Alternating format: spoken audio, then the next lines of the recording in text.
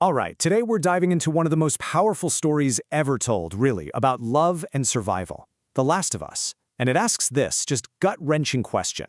Imagine a world that's taken everything from you.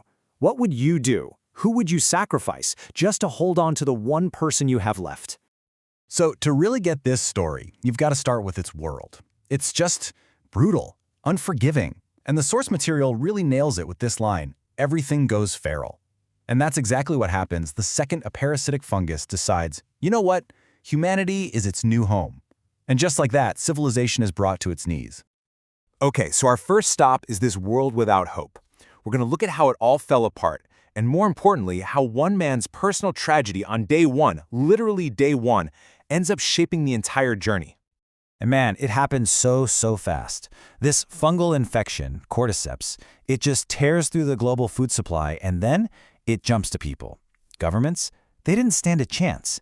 In just a couple of years, the world as we knew it was basically gone, replaced by this grim reality of, military-run quarantine zones and the constant threat of the infected. But here's the thing, this is not your typical zombie plague, not at all. The fungus, it doesn't just kill its host, it puppets them, it takes them over, and it evolves them through these increasingly monstrous stages. It creates this terrifying, ever-present danger, just lurking in the ruins of the old world. But right at the heart of this huge, global apocalypse is this incredibly personal tragedy. On the very first night of the outbreak, Joel Miller, just a regular dad, holds his daughter Sarah as she dies in his arms. She's shot by a soldier. And that single moment, that becomes the emotional engine for the entire story. Everything comes back to this. And of course, that trauma just completely changes him. It breaks him. So you fast forward 20 years, and Joel is, well, the source calls him a human cactus, and that's perfect. He's tough, he's prickly, totally emotionally dehydrated. He's just doing whatever it takes to survive as a smuggler in a Boston QZ. So, that's Joel's world. Small, brutal, and predictable. But a simple smuggling job is about to change, well, everything.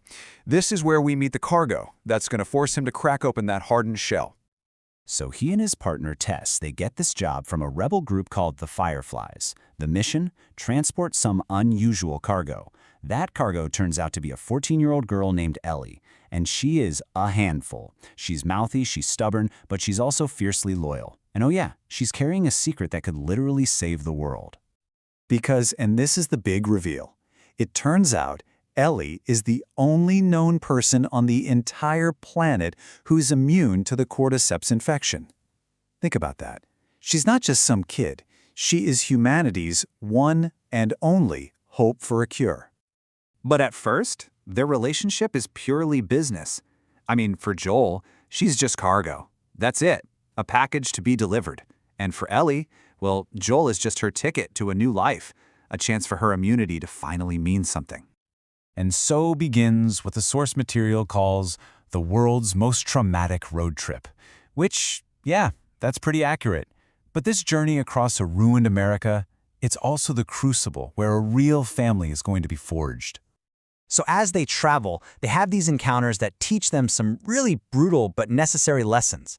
Right? From the story of Bill and Frank, they learn that love, well, it often comes with loss. From this truly sinister cult leader, they learn that sometimes the worst monsters are human. And in these small, quiet moments of beauty, like seeing a giraffe, they learn how to find hope again. And a funny thing happens on the road. While Joel's teaching Ellie all the practical stuff, how to survive, she's teaching him how to feel again. You can literally see his long-dead fatherly instincts slowly, and very reluctantly, starting to wake up. And then you have the turning point, the real one. After Ellie is forced to face the absolute worst of humanity, this cannibal leader named David, Joel finds her, and she's just completely traumatized in a state of shock. He holds her, he comforts her, and he calls her baby girl. In that moment, it all just melts away. All the pretense is gone. They're not smuggler and cargo anymore. They're father and daughter. Period. So, after everything they've been through, they finally make it. They reach their destination. But the promise of a cure? It comes with an absolutely unthinkable cost. Okay, so the Fireflies reveal the awful truth of their plan. To create a vaccine, they have to extract the mutated cordyceps fungus that's growing in Ellie's brain. Simple enough, right? Except the surgery will kill her. It is not survivable. And the worst part? They made this decision for her, without her consent. And this right here, this is the central moral question of the entire story. Is it right to sacrifice one person, especially without their consent, to save all of humanity? What do you do? Now, for the world, the answer might be a reluctant yes. But for Joel, for a man who has already watched one daughter die in his arms, the answer is an immediate, violent, and absolute no. He's not making a choice for humanity here. He's making a choice to stop his own personal apocalypse from happening all over again. And what he does next, well, the source calls it dad mode from hell, and I can't think of a better way to put it. Joel goes on an absolute rampage through that hospital. He takes down every Firefly soldier in his path. He even kills the lead surgeon. He refuses to let her die, and he rescues an unconscious Ellie right off the operating table. Okay, but saving her life is only half the battle. Now we have to explore the quiet, devastating aftermath of Joel's violent, protective, and, let's be honest, deeply selfish act of love. So when Ellie finally wakes up, she's confused, right? And Joel makes another choice. A choice that will define their entire future. He lies. He tells her the Fireflies found a bunch of other immune people and just stopped looking for a cure. With that one lie, he erases his violent choice and her entire purpose in a single breath.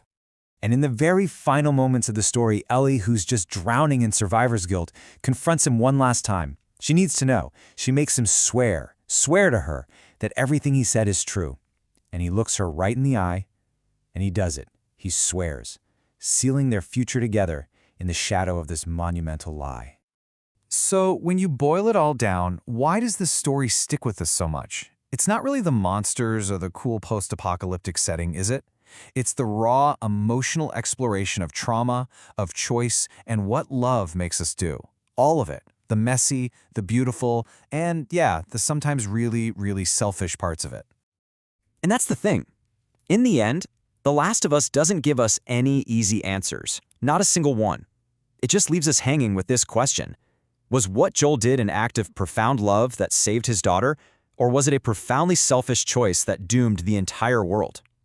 It really makes you wonder, what's the true cost of love in a world that's already lost everything?